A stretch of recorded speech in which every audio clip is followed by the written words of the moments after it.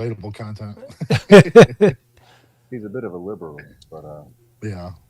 Is who the Ron Johnson? Ron, Ron Swanson. Swanson. Johnson no, shit. no, no. Ron Swanson is a fervent libertarian. I was No, gonna say. I'm talking about the Nick actor Offerman. Nick Offerman. Oh, okay. Yeah, So, yeah, I was when you said that, I must have missed about the actor. Most people in Hollywood are liberals. It's yeah, it's good. you know here's here's the crazy thing about that, and not to start the show off with politics or whatever, but I heard it mention that there's a difference between leftists and liberals, and for quite some time there, I didn't believe it. Then I started talking with some liberals, and yeah, there's a lot that we have different views on, but like some of them, depending on the area they're in, like where their state of mind is for different topics, they want the same thing. They just have different ways of wanting to get to it. Yeah, And now you look at the leftists, the crazy people, way I wanting was to. gonna say a lot of people when they think left, they think progressive. When they hear left, they think progressive. Yeah, Yeah. So, and that's the problem is you have the liberals who are still people that you can communicate with. But the problem is just like the people on the liberals and all this, when they hear, oh, you're a Republican or you're on the right, they're thinking you're an extremist, you're all these different things, you're Bible thumping. I have no idea the list that they have, right? They have their preconceived notions, and a lot of like, I'll admit, I have my preconceived notions of what those people are like as well. But when you get a chance to actually talk to them, a lot of times I'll have friendly conversations, joke around, have fun, and then next thing I know, it's like, a lot of well, a lot of times it's worse than you ever could have imagined. I think I think the real tough part is that like I feel like you're only judged by the worst of your area. So like Oh yeah, the problem is you have like everybody has a preconceived notion. Like if you lean one way, you're all the way to the right, or you're all the way to the left. But a lot of us are actually just right here in the middle. That kind of like yeah, I mean, I consider myself a more conservative person, but like I don't have extreme views. Like I know what I definitely know what I want for my son, and like I'm more conservative in that fashion. I just don't go the extreme. So I can kind of I see both sides. I don't like it when it goes too far extreme to either end. see, I'm I'm more of like ex- an Arnold Schwarzenegger conservative. If I were to like kind of like equate it, like I think you need to be able to communicate with both sides. And the one problem with politics today is like unless you're all this, then you're all the other thing. yeah. yeah. Well, speaking of liberals, let's talk about lying.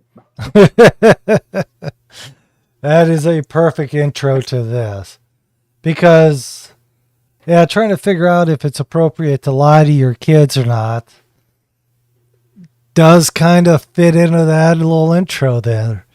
Because, like, for me, I'm under the impression of I don't lie to my kids. Like, I will skate around the truth, or I will say you're not old enough for me to explain that to you, and things like that. But I don't sit there like, for an example, my brother dresses up as Santa Claus for Christmas. My son picked up on it, like when my brother was at a event. My mom sent a picture of my brother in the Santa Claus outfit, and my son goes, "Oh, that's Uncle Jason." I'm like, what makes you think that? He's like, he's wearing the same glasses. You can see his unshaved beard. I'm like, Well, like okay. Yeah. So I think that's a good intro into like concept of lying. Like how are we labeling lying? Like because I think of like the Christmas thing and like at Christmas time, like my house looks like the North Pole, and Right. I think there's certain parts of like lying to like preserve innocence, which I think is okay. Yeah.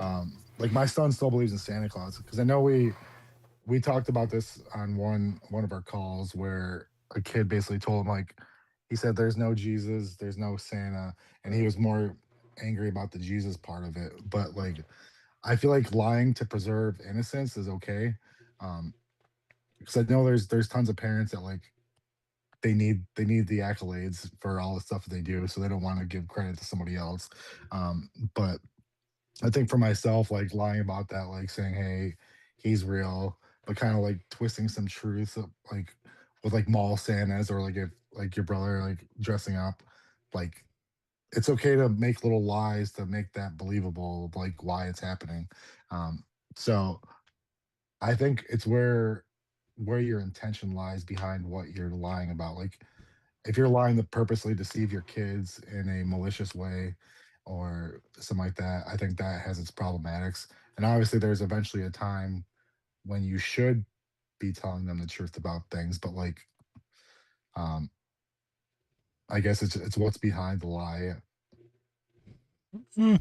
Yeah. Or I guess we can we can rephrase it as inaccurate truths. Well, I don't want to. I was gonna say, I'm not trying to church it up or anything, but I think that when I say that, I mean the term lying. I'm not trying to church up the term lying, but I think maybe a measured, age-appropriate revealing of the truth might be uh, allowable as a parent, and probably even necessary and prudent, right?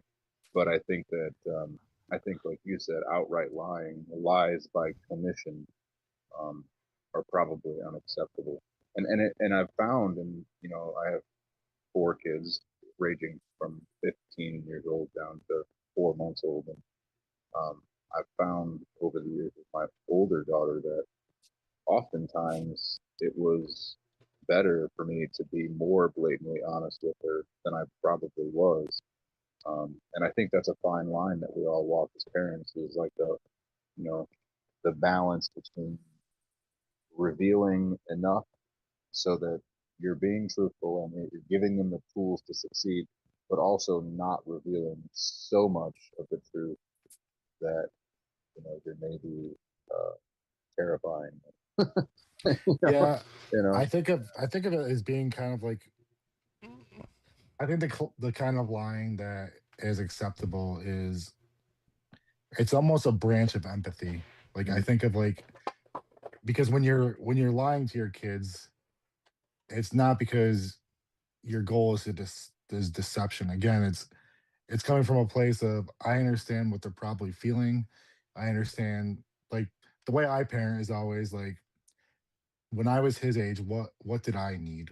So like any situation I'm in, I'm always like if I was in his shoes and I was experiencing this thing right now, or if I was hearing this right now, what would I have needed at that time to be able to comprehend what I'm seeing, what I'm understanding, what I'm hearing, and that's where my heart comes from. That's so when we say lie, that's me being empathetic towards what's going to help him grow. I'll Right. tell you the thing too. Sorry, and I don't mean to cut you off there, but You're it goes fine. right in line with that.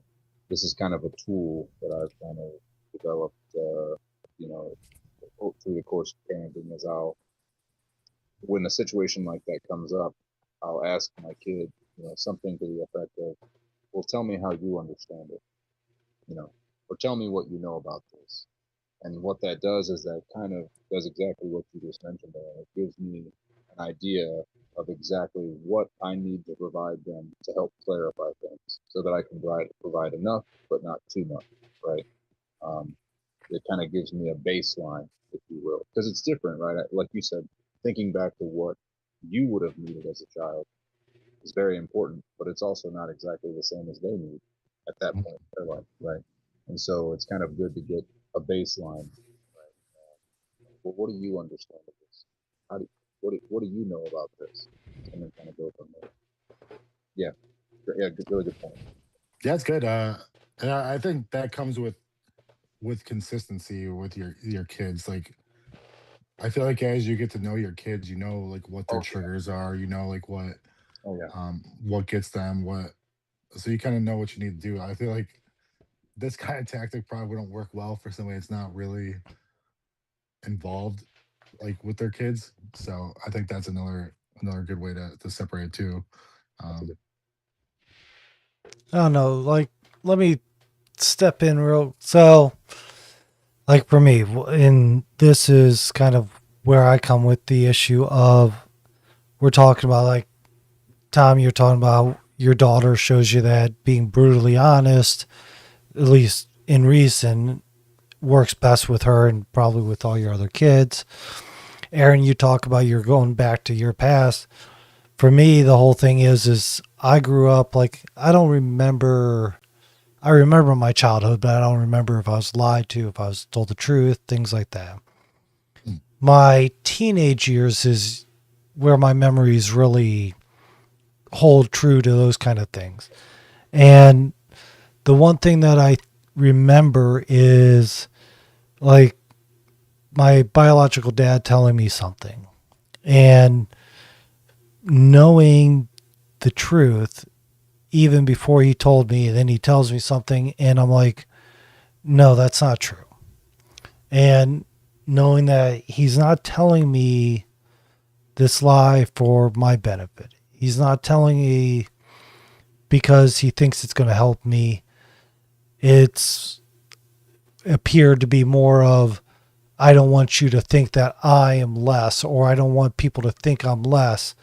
And Yeah. mind you, I honestly don't know what he was thinking.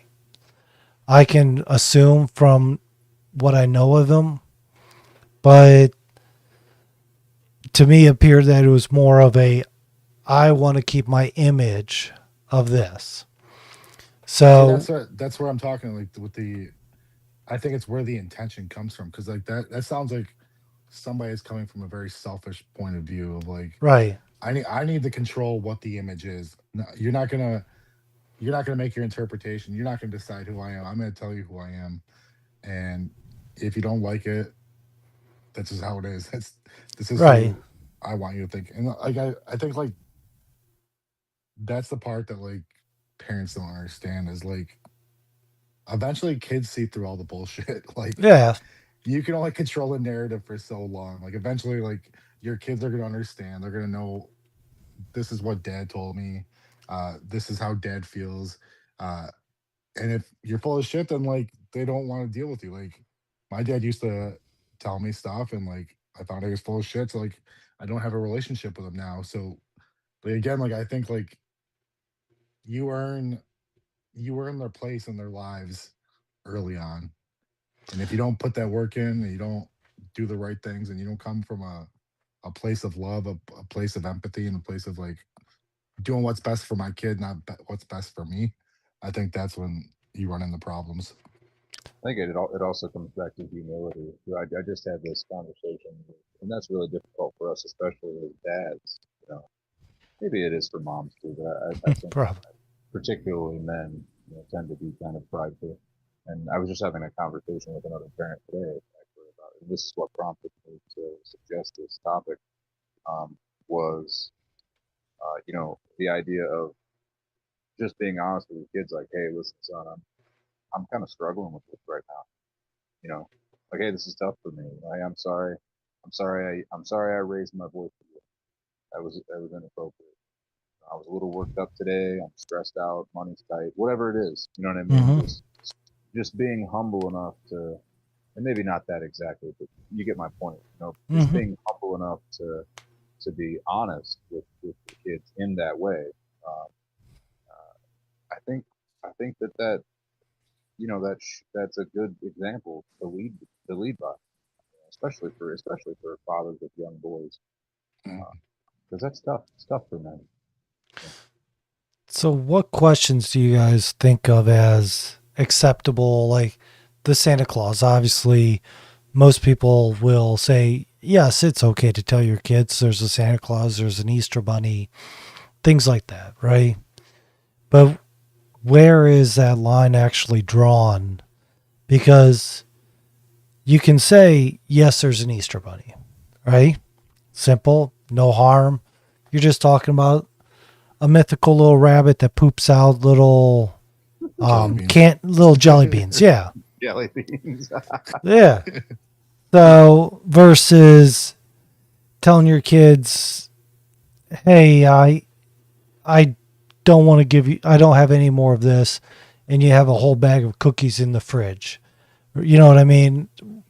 I'm trying to keep it PG. I was Toast, except it's ice cream. Well, so that brings up a great point of when we talk about lying. Like, there's this is I'm glad like you kind of brought up that point, and I see like a lot of people on social media, like I'll see like them lie to get mhm. the outcome from their kids that they want. Like, how many Oh, of these videos I've seen of like kids parents wrapping a PlayStation 2 up in a PlayStation 5 box and like doing that, or um saying eat this and you can get ice cream, and then they go to the freezer and there's no ice cream. So it's like we kind of talked about this last week. It's like when you do your action, you kind of need to like take a step back and look at the situation as a whole. Be like, because I feel like you can't you can't change things positively in a moment, like to happen instantaneous, but you can definitely ruin things instantaneously. Like that can be like a marker that sticks with your kids forever. Like, I remember when my dad did this. I mean, like that stuff can all be done really quick, but like seeing like parents like do that kind of stuff, like intentionally kind of manipulating their children through lies to get an outcome that they desire at like the detriment of the kid, like their feelings, like that kind of stuff is the kind of stuff that sticks with kids forever. So like when people do stuff like that and I see it, like, and then like I see something like I look at some of the stuff, I look at the comments, and people are like, well, if my kid act that way, I would slap him. I'm like, the parent knew exactly what they were doing when they did that. Like Mhm. they knew what the kid was getting super excited about this box because this is what you're presenting to them.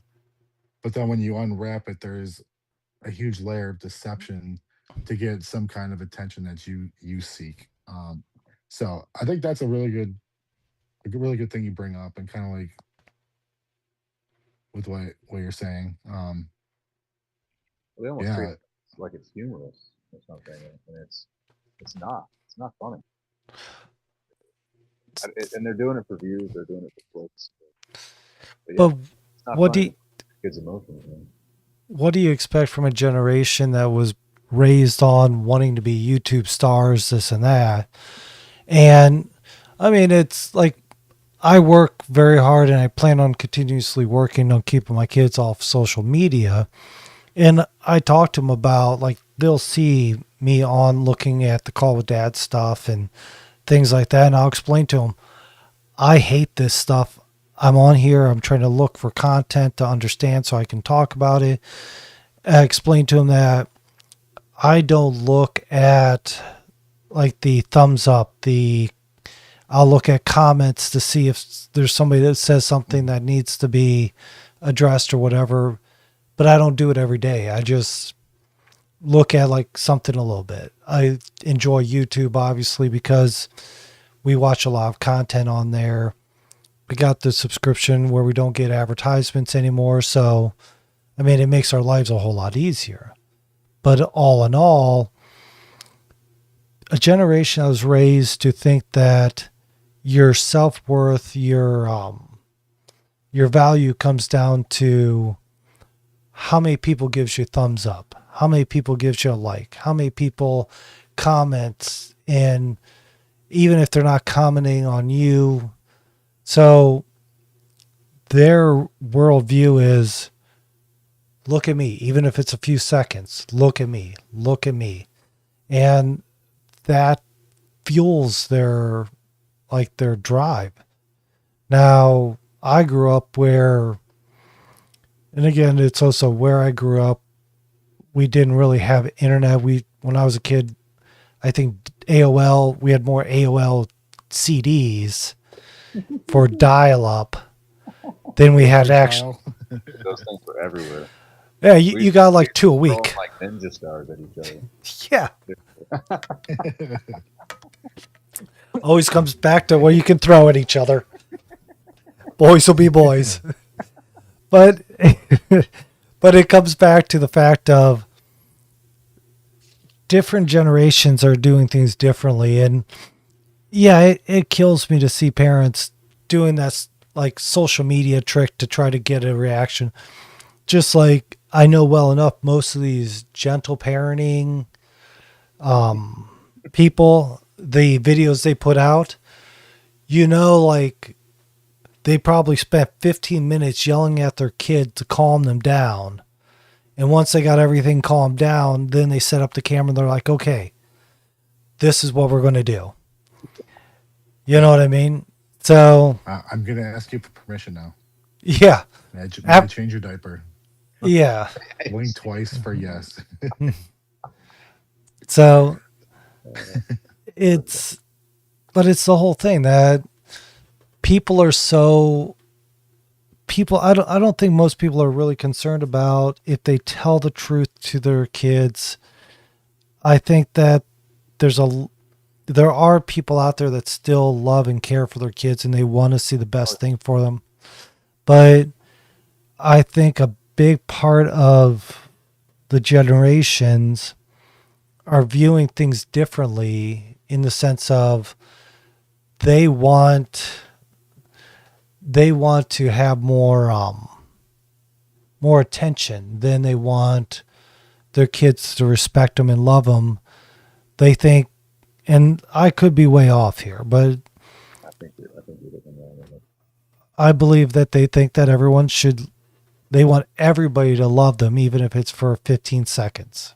I mean, the thing that comes to my mind is you talk about this generation of narcissistic, attention fueled uh, individuals that are now raising children and doing what Aaron just talked about for Yep. clicks and views and thumbs up and hearts and whatever the hell else you're getting, as a form of positive reinforcement. But my question is, what are those kids going to be like? I mean, I can't imagine that they'll ever trust anybody. You Yeah. know, I, they certainly won't have a relationship with their parents. Which we know what the statistics on that look like. It's not good. Mm-hmm. They'll never have a relationship with their parents. They'll never trust anybody. Um, yeah, that's what's scary. You know, what do we? Yeah, I think that's one of the I talk about this in one of my videos, like how I talk about like how parenting is a such a blessing. And like I feel like the amount of people that don't really appreciate the opportunity that's presented to them by being parents, it blows my mind because like there's so many parents and I've seen like couples try to get pregnant, they can't do it, or they get pregnant and the pregnancies fail and over again they can't have kids. And then like you see like these parents that have kids and like or just see them waste this opportunity that's ahead of them because like I feel that parenting kind of allows you to shape where the future of the world can go. Like I feel like you're creating a better, at least in my opinion, like I'm trying to create a better person that can hopefully change other people. Like they can look to my son as a as an example of how to act, and like hopefully that can change some other lives because I feel like just one life change can have such big direction of like life changing things. Like I'm big into like um pop culture and like movies and stuff. And like I was watching that movie, what was it?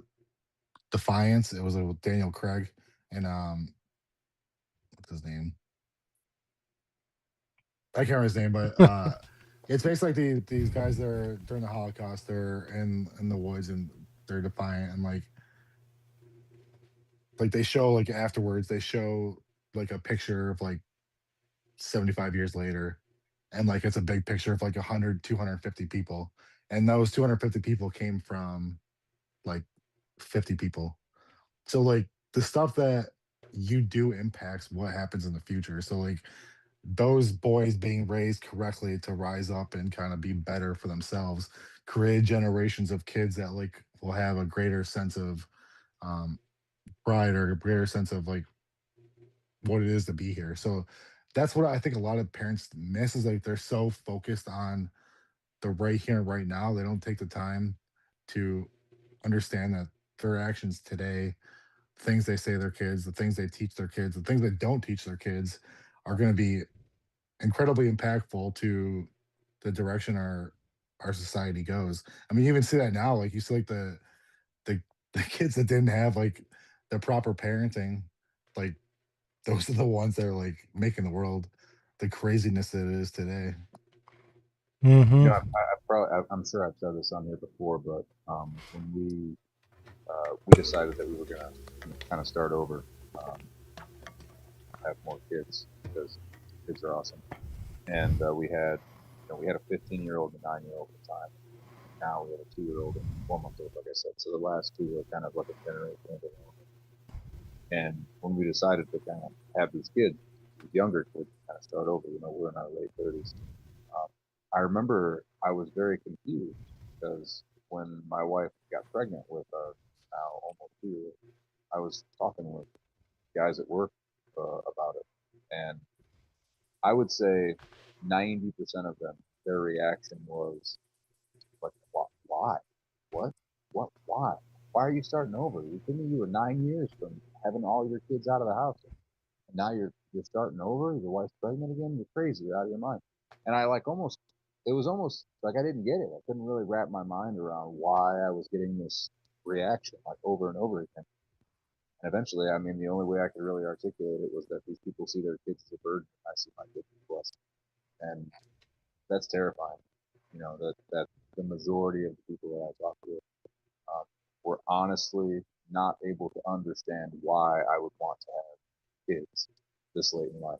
Like, Well, I don't get it. look at this. I mean, you look at social media, you look at, and a lot of this goes back to what you see in the world is people like people make jokes about how bad it is to be married, how bad it is to have kids, how bad it is to be part of the family. And sitcoms have been doing this for years. Like I'll make it I made a comment about the show Married with Children's a while back ago about how the Al Bundy he was he wasn't a great father. He wasn't a great husband by any means, but he at least would stand up for his kids. And if somebody did something to his daughter or somebody stepped over the line more than what was appropriate in his mind with his wife, he would punch him out. Now today they'd be like, "Oh no, you can't punch him." But the fact is he was he was rude. He made bad jokes about having kids and having a wife, and that's carried on through sitcoms and shows and like look at it, horror movies. Okay, I don't know if you guys watch horror movies, but do you know what the biggest things that they try to make horror movies involve? Children, um, crazy married couples, and Christians. So if they can make you have a fear of having kids, they make you hear all the time how bad it is to have kids. You hear this lie so much that today's generation, they're like, why should I get married? They hear all this stuff. They see like men, like, what is it? I heard there's a big push for men now looking for surrogate mothers to have kids so they don't have to deal with the women. And I mean, what's that? So there's men out there looking to have a family, but they're so tired of all the lies, all the things they've been told that they're like, I can't find a good woman. I just want to have my family. I'll raise my kid and I'll be happy. I mean, I think the lie that the world has been telling people is what's pushing people to lie to their kids. Like, not just, oh, Santa Claus, Easter Bunny. Um, this, I promise you, this honey is only honey. There's no medicine in it. Just take it. Things like that, you know? This kind of this kind of brings me to another point that I don't think any of us were even thinking about as far as lying to your kids. Um, Especially like I think about myself being a single dad, and like you were talking about talking about the narcissism in society today. And I think like one of the hardest parts about like the family court system, from at least from my standpoint, is seeing the amount of narcissistic parents that are out there. So I mean, like when we talk about lying to your kids, this is a different angle I didn't even think about till right now. But like the amount of mothers that lie to their kids about like their Hmm. father, like Oh what yeah, kind of person he is, or even like vice versa, the amount of men that lie to their kids about their mothers to try yeah. to kind of one up the other ones. Like again, like I think one of the parts about parenting is that like that unfortunately a lot of people don't have is having some kind of emotional intelligence. I think like it's a trait that's very few and far between. Um but honestly, like I think about like I started my YouTube channel to try to help out other dads because I feel like a majority of society is that way. Like I feel like the reason why I started my channel was to try to motivate dads that aren't doing what they're supposed to be to like give them the tools necessary to do that. But like again, the amount of parents out there that lie to their kids to try to one up the other parent and like in situations like mine um is something too. It's like your dad's a piece of crap, your dad's this, your dad's that, your mom's this, your mom's a horrible person, your dad's a horrible person. Um Well, and it's like one of those things we talk about like the immediate like dopamine hit from doing that. But like again, your kids always see through that stuff, and once they're able to be old enough to comprehend the things that they're seeing, like they're gonna take that out on the parent that's lying to them, not the parent that was being lied about to. I'm gonna add to that too, and then I want to hear your response. Like, and it's not really lying, I guess. I mean, what if the kid's mom is crazy, right? I mean, that's a possibility too. But my point in saying that is that it's it's still not acceptable for Yeah. you as the father to badmouth the kid's mother. I mean, that's at the end of the day, that's still his mom. I don't know. What are your thoughts on that?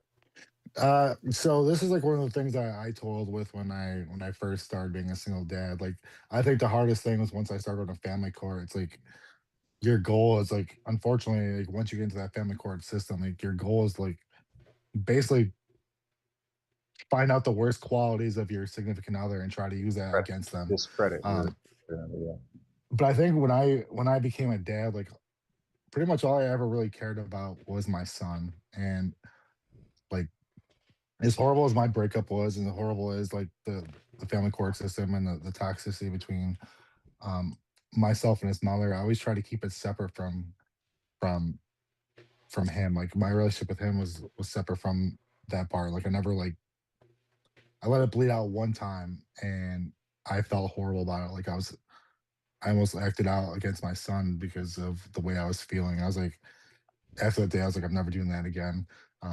And I think in those situations, as angry as you are to their parent, like you still need to honor the fact that like it's still their parent. Like, because yeah, when like that parent lies to them, they're lying because they're angry. They have this vitriol, this toxic things that they feel about to their parent, and they try to use the child as like a weapon and try to like oh yeah, weaponize that. But my thing is like, and I try to look at it this way, is like I love my son. He's half of me, but he's also half of her. So, and when he looks at her, he doesn't see the woman I'm mad at. He right, sees his mom. He sees his mom, and like I want him to have the best relationship because if I'm trying to break up 50% of who he is and try to like stain that, like what kind of precedence am I setting for him to like set up that anger? So I'm always like I always want him to love both parents regardless of what was being said. And luckily, once things got figured out and like the temperature lowered, and now we're at like a good co-parenting. And I'm so happy that like I never got into that like your mom's this, your mom's that, your mom's this. You shouldn't feel this. Like I think your kids are smart enough. Again, like it's a long game. It's not like I told you, like you can't accomplish anything good in the moment. So like if you're trying to like tell your kids something because you think somehow that's gonna have a good long game for you, you're like you're sadly mistaken because eventually your kids are gonna be smart enough to be like, well, I love like, the way your kids think. It's like I love dad. I love the way he treats me. I love the way he talks. But then mom's saying all this stuff about him, Hmm. and she might think that, but that's not who he is. Like, so I think that's about like the narratives and like lying is like, was it the in the Bible? It's like, what's what's said in the dark will eventually come to light. So like again, like you have to take ownership of the things you're saying. Like one day you're gonna have to pay the piper for the things that you put out there. So Well, this um also comes full circle kind of in relation to the idea of lying to your kids because, what if, like, when you were initially going through the family court system, you really were struggling, in your, I don't know, your situation, but let's say you're in a situation where your ex-wife is literally trying to take everything. You know what I mean? What if she's trying to discredit you and take away all custody rights? And, I mean, at what point do you not reveal that stuff to your child? Because right at that point, it's a balancing act between trying to maintain his image of his mother and honor her in his life in an appropriate way, and then also, what if he's like, Dad, are you and Mom having a hard time? Are you angry at Mom? It's like, yeah, buddy. But do you say that? How many details do you give? It's a tough line to walk. yeah, and it's I think especially for fathers, it's extremely hard because especially when it comes like the family court system, like Mhm. the margins for error are so small. Like you could lash out one time in court and like Yeah. they don't really care about your character. And that's like the one thing How that we was hard behave. is like they don't they don't see how good of a father they never come out. They don't watch you with your kids. They don't see how your kids react to you.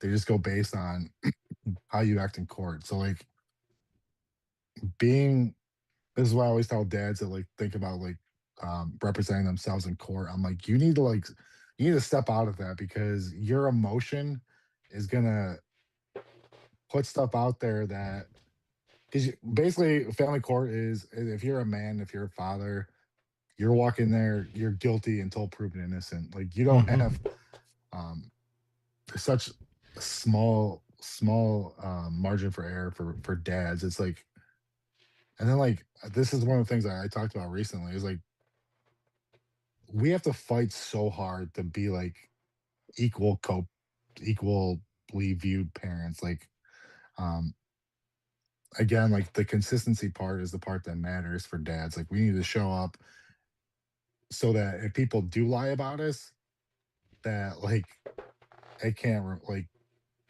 eventually time's gonna weed out the fact that that was a lie. So again, like Hmm. again, it's long term. It's not short term because like people are gonna say things about you. People are gonna um throw fire on you and try to burn you.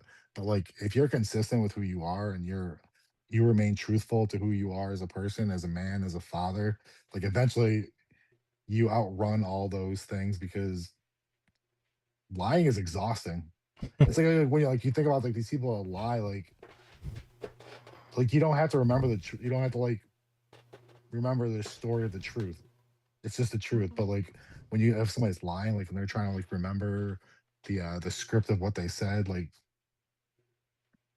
eventually, like again, people people eventually see the truth. Your kids see the truth, and that's the most painful part of it. Is like um, I think about my own father, and like he sucked as a father, like but when I was a kid, I looked at him, I looked up to him like he was a hero, and like I wanted his approval, and I wanted him to be proud of me, and like now it's like I look back and I see all the things and they all piece together, and I'm like I don't want him around, and it's like that's the way I think about my son. I'm like if I mess this up, like I want to be around for my grandkids, but if I'm not consistent and I don't have the emotional intelligence enough to navigate through these issues and these hard times, then I don't deserve to be around later on. So it's I think the emotional intelligence like if men can work on anything, as far as dads, it's like learn to be self-aware. I think self-awareness is the biggest strength that people can have, and a lot of people just don't even have the ability to to have emotional intelligence. Well, so mind you, I've never gone through family court myself, but well, other than when my parents got divorced, That's why this is a fun dynamic, though. Is like it we're it, learning about each other. Like it really you is. guys, you guys talk about the wives. And I'm like, that sounds wonderful. Well, everything has its good and the bads. So trust me, I love my wife to death, but there's certain times of the month that you just strangling is an option.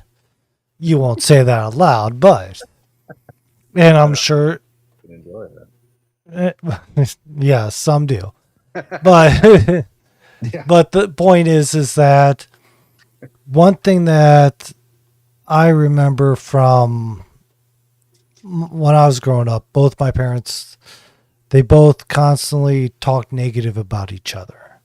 They both fought. They both did stupid stuff. They both act very childish. And, you know, being a kid stuck in that, it was like, why? Why? You guys are supposed to be the adults. I'm supposed to be the one doing stupid shit. I'm the it. one that's supposed to be getting yelled at for. Aren't I the kid in this situation? Yeah, exactly.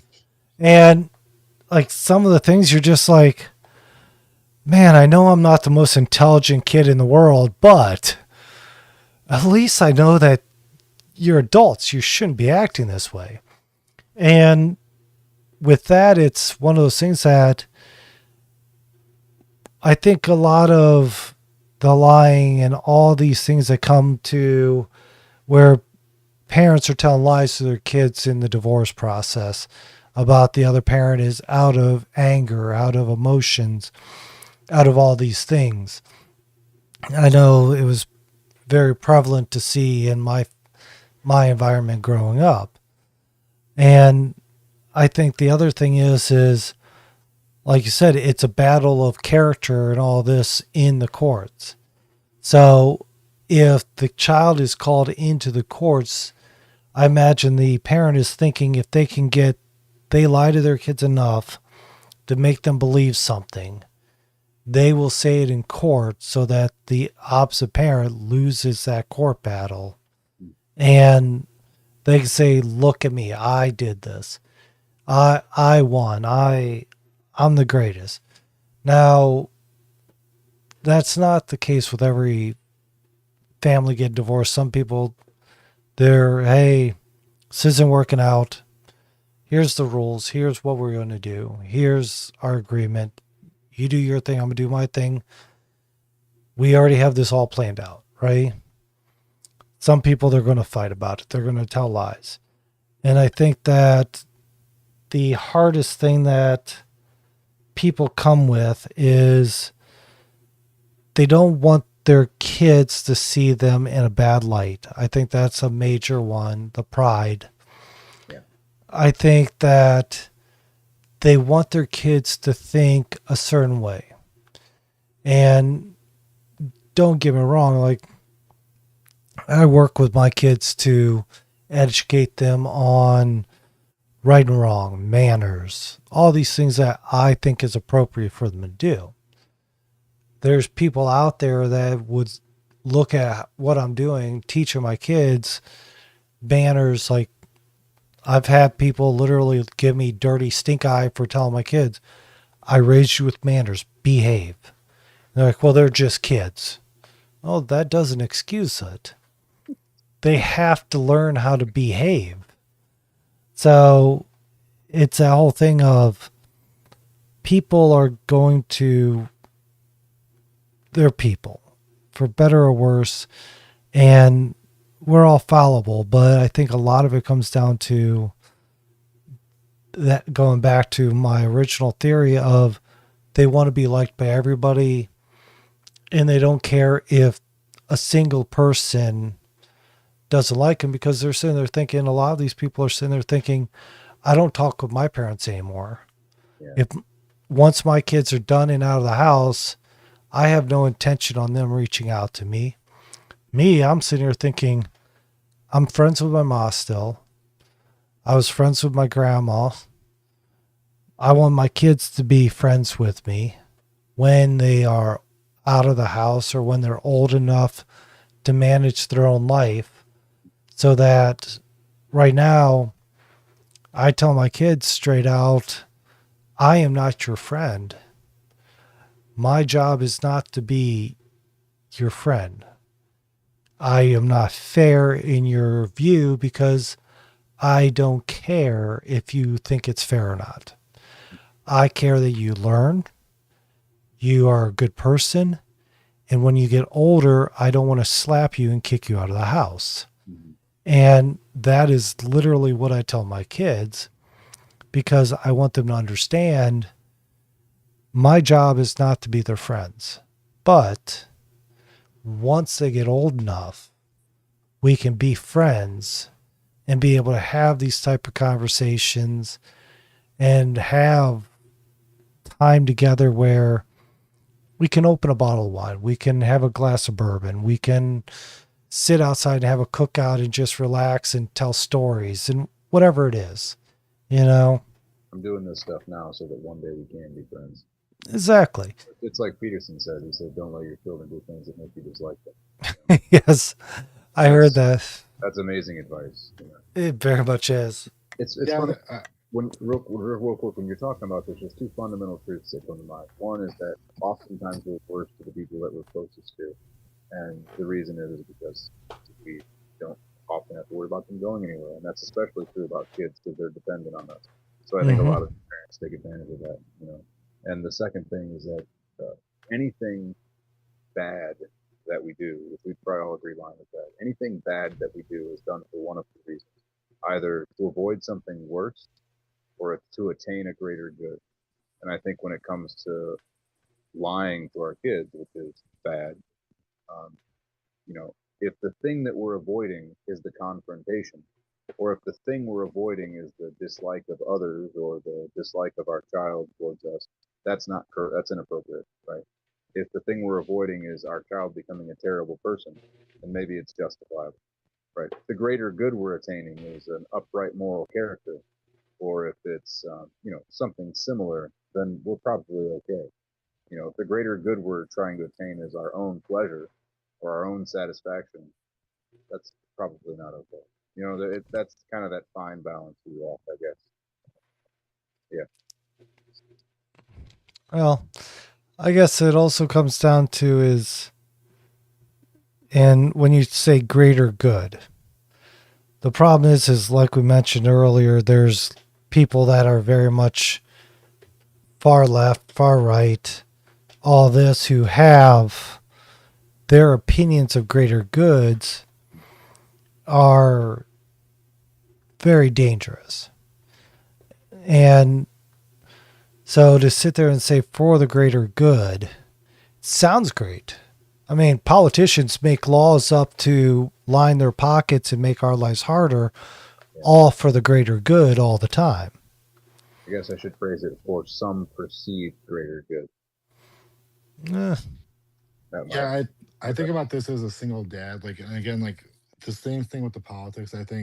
I think too far left or too far right is not a good thing. And like again, we talk about like the people saying the gentle parenting, and then I see like the opposite, where I was like telling you about the guy I saw was basically like you need to be tough on your kids all the time. And I don't think there's any room for like 100% one or the other. And I think as like a single dad, like I kind of have to like the time I'm with my son, like kind of I have to be able to reach into both parts of it. Like I look at I see people say gentle parenting, and I'm like, why I do a lot of those characteristics of it, but like being in the military, like I've set expectations for my son, like for like this is what's right, this is what's wrong. If you do something, this is what I expect of you. So like don't make these poor decisions. I'm a very loving father. Like I'll always make sure like I tell him I love him, that like I make sure he understands things. but I also set the expectation of what the expected action is. Um, like you can mess up the first time. We're gonna talk about what you messed up on. We're gonna discuss it. You're gonna understand why it's a mess up. And then if you do it again, then there's disciplinary action for it. There's you losing something. So there's I feel like there's too many parents, like when it comes to like being hard on their kids, they want to be hard on them without your kids understanding why you're upset. It's kind of like being mad at a dog. Like you yell at the dog understands that you're angry, but they don't understand why you're angry. They're just like, well, he's pissed off. I need to do something to make him. I'm gonna go next to him, let him pet me. Um, like I said, as a dad, like I need to like as a single dad, I need to be able to do both of those things. And I think that's where like the friendship part of it is like we're close and stuff like that because like there's that trust there because I've shown like I lead by example. So like I don't lie to him because I don't lie for myself. I think about even my professional life. Like when I started my new job, it was back when I was going through my custody battle and like I was going through family court and I was going through all the bad stuff. Like my ex put like orders of protection on me and stuff like that weren't warranted. And I was when I got hired, I was like, listen, you guys will be doing a background check on me, just so you know I'm going through these things. Like I think you need to be able to be an example of who you want them to be, but you need to have those qualities too. Like I feel like so many people put these burdens and these expectations on their kids, and they don't live out the truth that they're trying to live. So like again, you need to be able to tell them these things, but you also need to be able to live it. Like how am I gonna like for example, like how am I gonna tell my kid that he needs to have manners if we're out and I treat everybody like shit? Like I can't say like you need to say please and thank you while I'm yelling at the the grocery store attendant. Like stuff like that is like again where I don't, especially as a single dad, I can't lean too far into like I need to be hard on my kid all the time. Like we talked about earlier, like you put these expectations on your kids and like they're not gonna want to be around you later. Like this is jail for them. They're just doing their 18-year sentence. And like me, when they eventually get freedom, they're gonna do their own thing and they're gonna forget that part of their life, and that's just gonna be a learning lesson for them. I think a So big hopefully, portion. Yeah, I mean, hopefully it all goes according, but I think a lot of it comes down to is how you explain to your kids why you're doing what you're doing, why you're like, I'm very big about, hey, I'm doing this because I know the mistakes I made as a kid. I know the mistakes I did. Like, I think last time I think we spoke about smoking and how my kid heard me talking about how I used to smoke, and I had to have a conversation about it and explain to him, yes, I know that smoking's bad. I could have easily just said smoking's bad. Trust me, I know. Well, what's that going to do other than, well, what's he know? Yeah. Now, hey, yes, I used to smoke. I smoked for almost 30 years. It's a bad thing. You need to not do it because it's going to affect you while you're doing it, after you're done.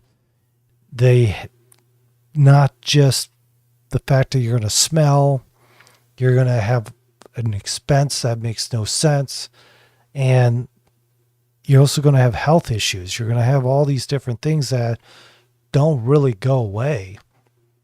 And it's funny, I think back about an uncle I had who was a royal ass. And I remember him telling me he was a smoker. Everyone on my dad's side of the family was smokers. And he talked about how cigarettes were so bad for him, how it just affected him and all this stuff. Well, I was young and dumb and I didn't pay attention because, one, he was an ass. So I'm just like, well, and secondly, I got an itch. Secondly, It was like, what do I care? I'm young. I can stop whenever I want. All these things. Now, his son and his daughter never smoked. And I think that he probably talked to them regularly about not doing it.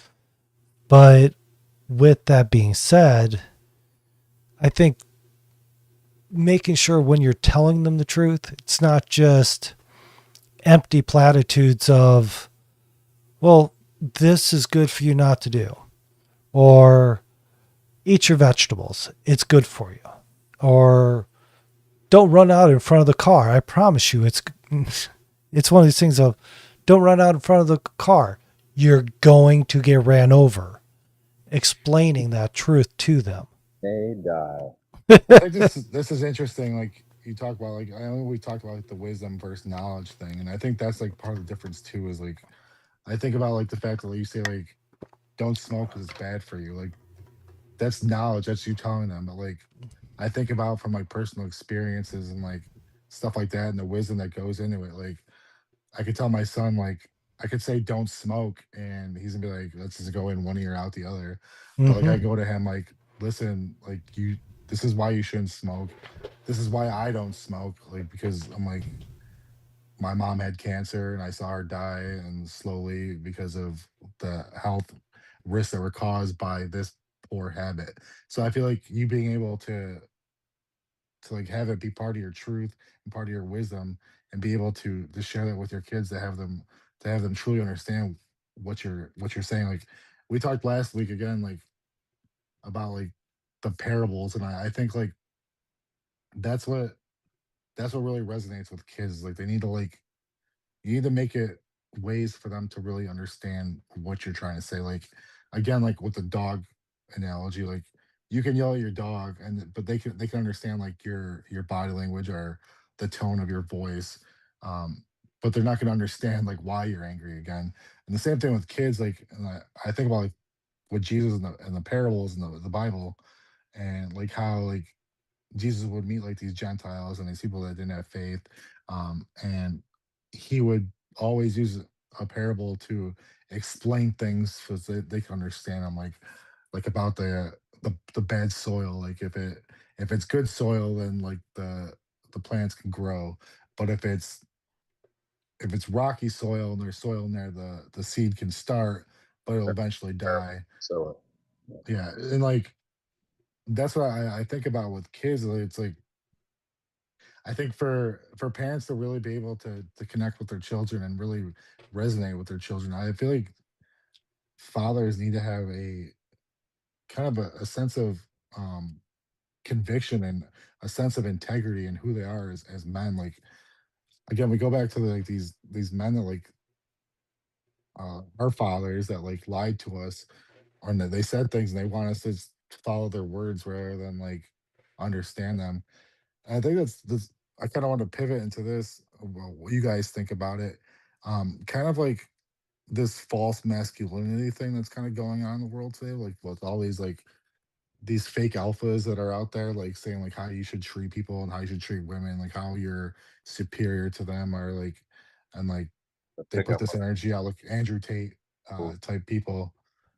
Like, what are your opinions on that? Because I think like there's so many men out there that are so impressionable, like we like about this social media thing, which is why I think it's important to have voices like ours out there for people to hear.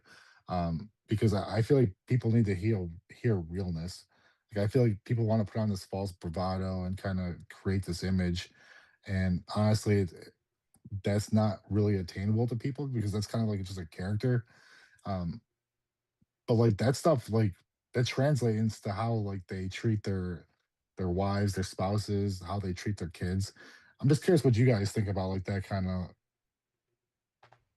message that's out there. Like so you have like all these this false masculinity, this false alphaness that these men feel like they need to portray that kind of trickles down to their kids. The unfortunate thing about like that part of our culture nowadays is that in a lot of ways it works because culture is broken. these pickup artists and things that teach young men how to get women. Oh, if you just get rich, you'll get women. Well, that's true. You know, The perception of being rich. you might not get relationships of substance, but you're gonna get women.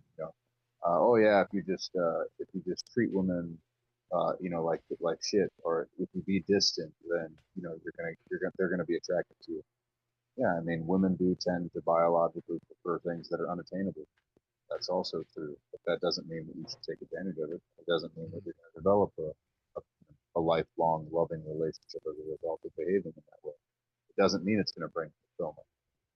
You know, it's so in they're they're lying about, you know, they're not lying in that it works, but they are lying in that the thing that it brings you is not going to actually be what you seek. And a lot of young men are being driven away from, these types of things. I mean, marriage is being damned and demonized, and um, like we just talked about earlier, how men are being discouraged from seeking lifelong relationships, or being discouraged from having children. They're being, some of the most beautiful things in life. They're being, things like dating apps are destroying the dating atmosphere in general. Um, and unfortunately, dating apps create another aspect of society and culture that require, like, the commoditization of relationships. I mean, you have to sell yourself on dating apps. You have to, in a way, you kind of have to be fictitious. You got to take the perfect picture, and you got to have the perfect profile, about me section and all this stuff. You got to lie about your height because women don't want short kings, and but it's just it's a bunch of fucking nonsense, man. And Short kicks. but unfortunately, like, it's true because culture and society are broken in a lot of ways. So Y- I don't know. They're leading young men down a bad path, and that's why we have to lead by example. You know, I take the think same it's I kids. think it's all done for money, and it's damn whoever Oh yeah, gets hurt by it. But because here's the thing is, you look at these people, and you know, I'm not going to say fake masculinity because I honestly don't pay attention to that side of stuff, but I've seen enough guys in my lifetime that acts tougher than what they are. I've seen the personalities and things like that. And a lot of it comes down to, again, back to this is how I want people to see me. This is how I want to look, etc., etc. I think what a lot of it comes down to is the younger generation. Well, think of it this way. Remember the conversation we just had about shiny things and people grabbing for every little shiny thing. The fact is that you have these younger men looking at these guys acting like, oh, I am so tough. I have all these women. Look at my beautiful wife. Look at my mistress. Look at this Ferrari I drive on Wednesdays. On Thursday, I drive this, and et cetera, et cetera. So they make it seem like you get all this stuff if you act the way they do. And what it comes down to is you are going, even if you act that way, you're not going to be any richer or any poor. Well, you might be poorer depending on who you offend. But, you'll definitely be poor because you bought their stupid toys. oh, yeah. But the fact is you end up finding out that all these things that these people are talking about, I have this. And if you pay attention, their promises, if they make a promise, it's so vague that it could be written in a horoscope. You know what I mean? But it comes down to is you're showing these kids these shiny things. Like, I'm not rich by any means. I have a good life. I have good things. I mean, I have cockroaches right behind me. Who wouldn't be rich with that? By choice. Sadly enough, yes. But the fact comes down to is that we show exactly who we are. It's not sexy. We're dads. We come in all different backgrounds, shapes, different beliefs, and different theories, and whatso have you. But when kids or younger men, they see us, they listen to us, they're not sitting there going, oh, wow, that's what I want to be.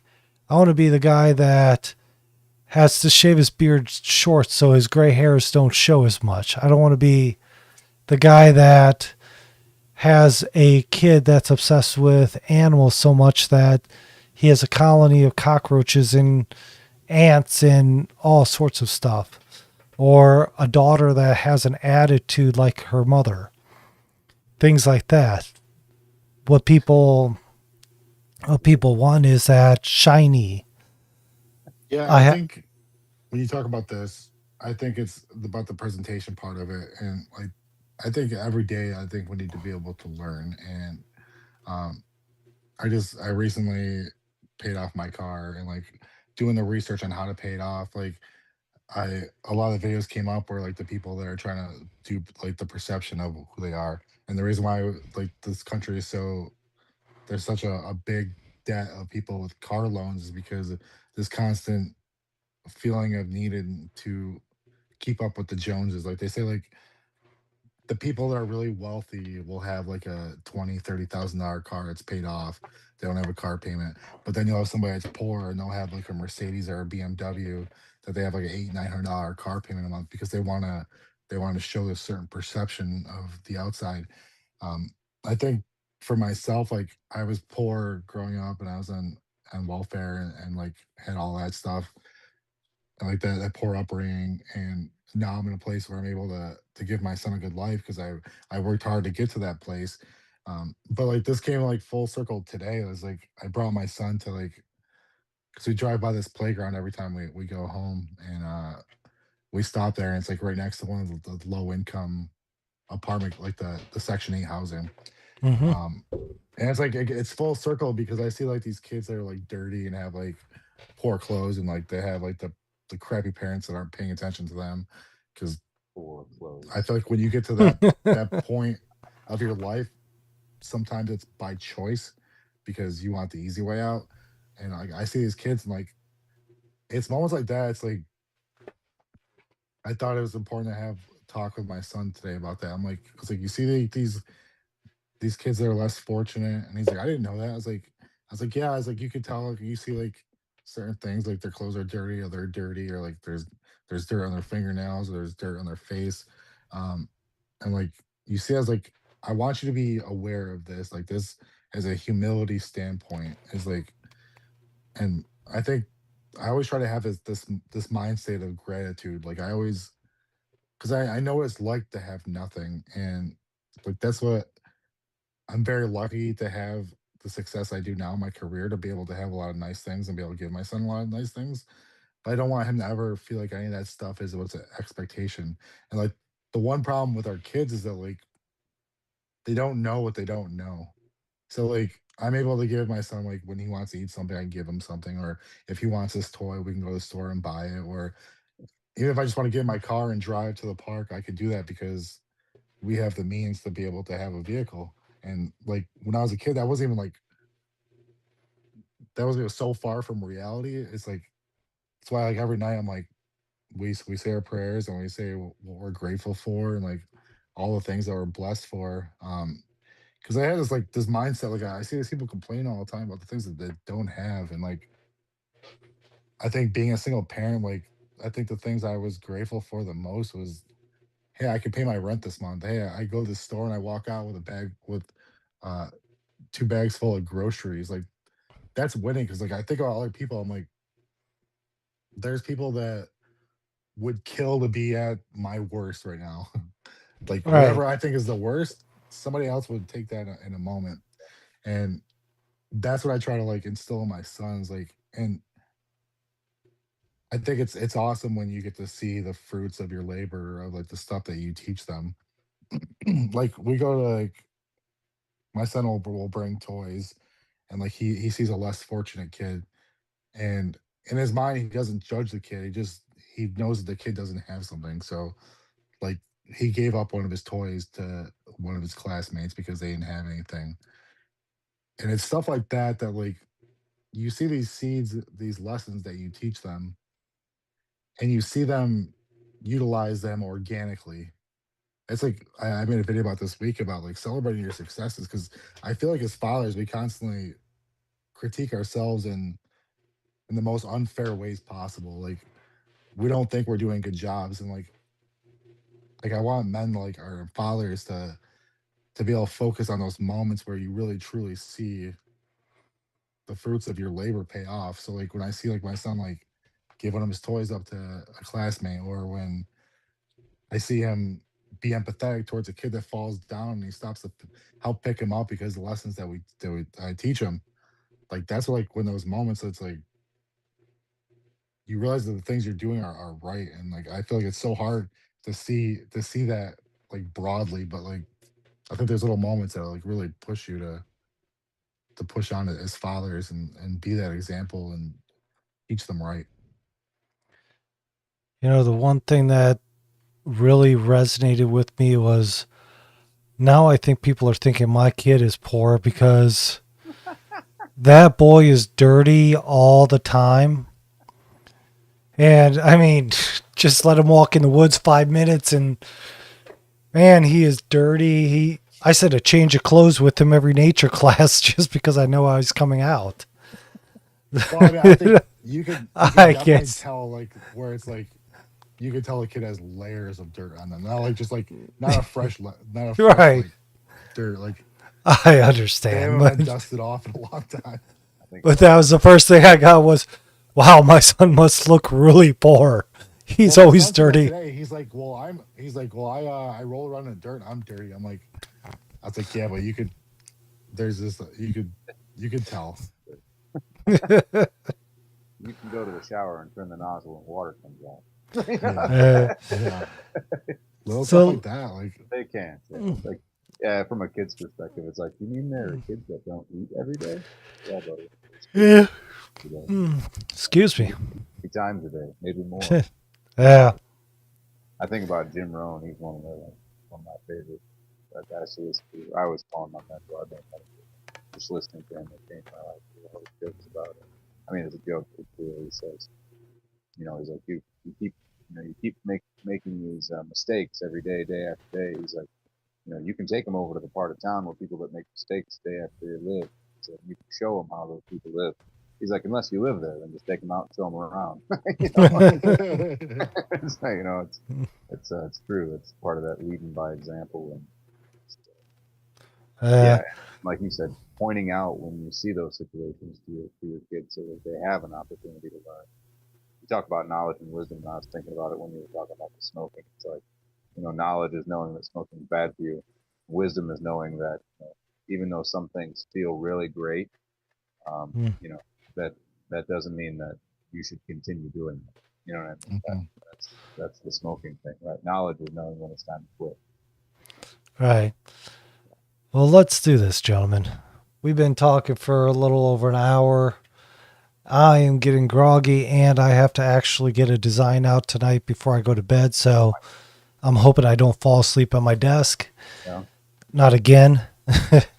But if people are wanting to reach out and talk with you guys, or if they have questions or what so have you, Aaron, let's start with you. Where do people reach out to you? How do they talk to you? So on and so on. You can look me up on YouTube at the Dad Mode Activated, as you see on your screen. Um, I got tons of videos. I have dad jokes every single day. So if you're looking for some humor, check out the the jokes. I have fun facts of the day, and I have my videos posting about my wisdom as a father and my life lessons that I learned.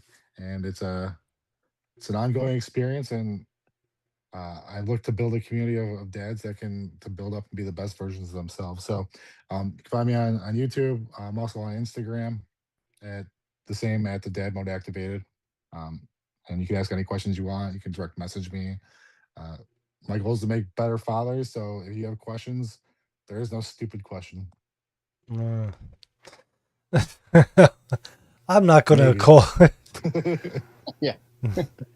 And We'll test it. That sounds like a challenge. Yeah. that's my first thought is I am sure somebody's going to say, hold my beer. Dom, how about you? Where do people reach out to you at? Yeah, I'm a simple guy these days. I'm on X at respect. Fine. Yeah. Sounds perfect. Call with Dads. You have our website. If you're watching the YouTube, you can subscribe. Tell a friend. Tell whoever. We do the live episodes. We try to do them every Monday. We're trying to get them out as much as we can. You can subscribe to the podcast audio version. If you don't want to have subscribed, then it just automatically comes in and you can listen to our rants. I promise you it's an easy way to listen to and pass the time and pick up some knowledge here and there, obviously. So Call with Dads, we're everywhere. If you can't find us, either let me know here on YouTube, let me know on the website, callwithdads.com, and I'll do what I can to make sure that we are where you want to find us. So other than that, I appreciate everybody. Thank you, and goodbye. A blessed one.